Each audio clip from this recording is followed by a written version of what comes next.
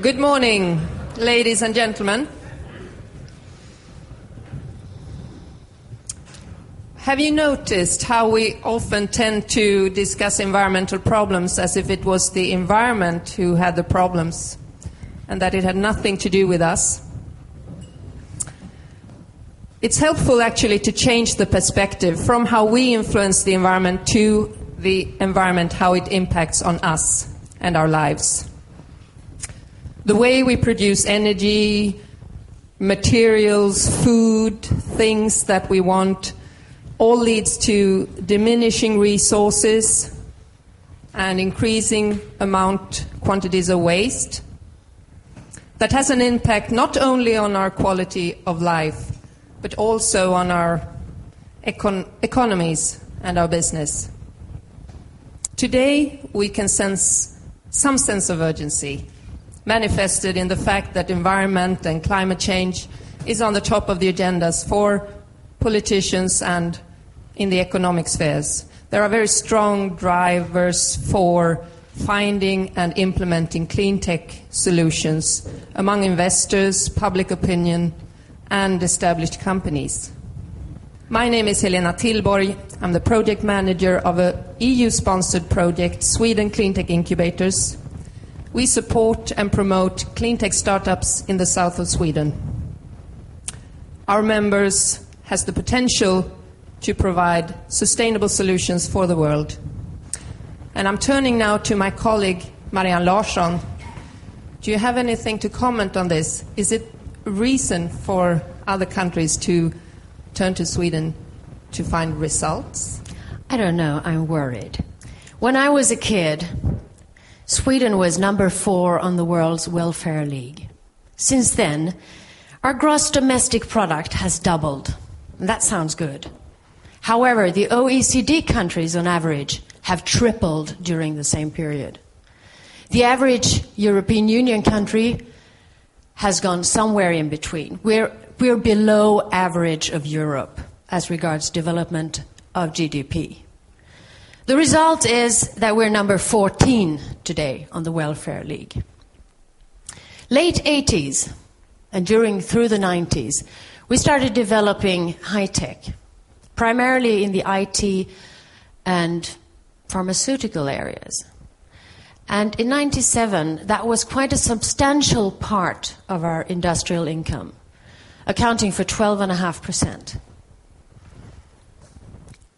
During the same period, Swedish companies invested heavily abroad in manufacturing. Number of employees abroad in Swedish companies increased from 500,000 to 1 million last year. During the same time, the number of employees in Swedish companies in Sweden has decreased from 750,000 to 500,000. That's where the Swedish innovation system comes in. To provide products, services, results on a global arena, income and jobs to this country, and welfare tomorrow. Professor Charles Edquist and his colleagues all over the world have studied the Swedish innovation system and other innovation systems. Their result as regards Sweden, in short, is paradoxal. We invest heavily on the input side, but get very little out of it. By input, we mean investing in education, research, development, support systems. By output, we mean share of companies, I've got a puff here, share of companies introducing new products to the world, share of turnover related to new products to the world.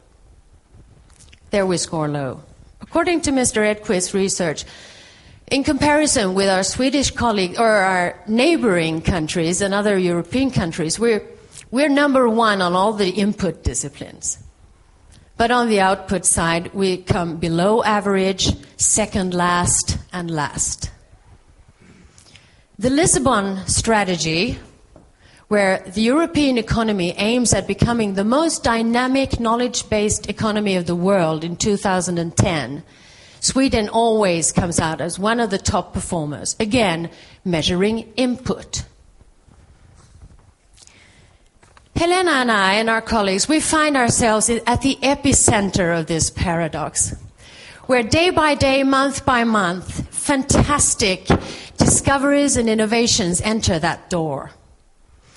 And the work starts right here, to transfer them into products, results, and solutions, and bringing in income to this country. We're worried. I'm Marianne Larsson of Technopool, and Technopool is an organization aiming at encouraging the growth of high-tech companies.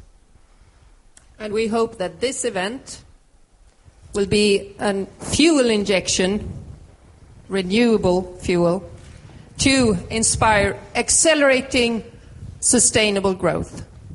And thanks to our sponsors, EU, Region Skåne and Innovationsbron, we can gather here today to try to promote the smart solutions, save the world, and facilitate great business. How about that for a lunch date? Oh, that's good.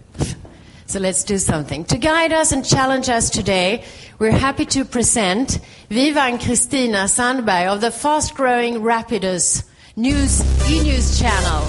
Welcome, Kristina. And welcome all the panel.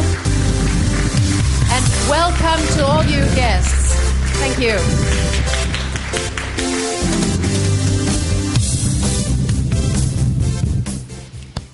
Good morning. It's not really morning yet, but anyway. How about working on solving the problems of the world or making a better world on a Friday and just run into the weekend with solutions? Wonderful, right? I'm going to start with presenting all of the panel members that we have here today. There's lots of them. They have all different kinds of view on the Swedish paradox. Let's start at the end over here. First of all, we have Peter Strömbäck. He comes from Innovationsbron, which is a government-owned company.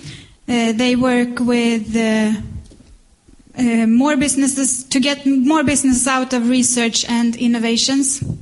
We also have Stefan Gjert from Vattenfall. He is on the board on the clean tech project of Vattenfall. We also have Christopher Cook, who is the managing director of the company Bioprocess Control. Next, we have Bo Pedersen, who works here in Lund, comes from Denmark.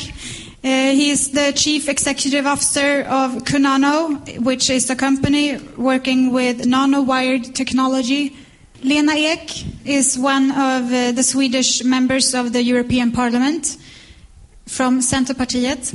And she's also on the Committee of Industry, Research and Energy, the Committee of Climate Changes, and, as we heard before, the Lisbon Strategy. Welcome. Thanks. And Bo Hjellström works with the Swedish Ministry of Foreign Affairs. You are working with support so that Swedish clean tech businesses reaches the global market. Correct? Yep. Let's go to the next table where we have Stefan Jakelius from Industrifonden. Stefan is in charge of the investments on the clean tech side, and Industrifonden is a venture capitalist investor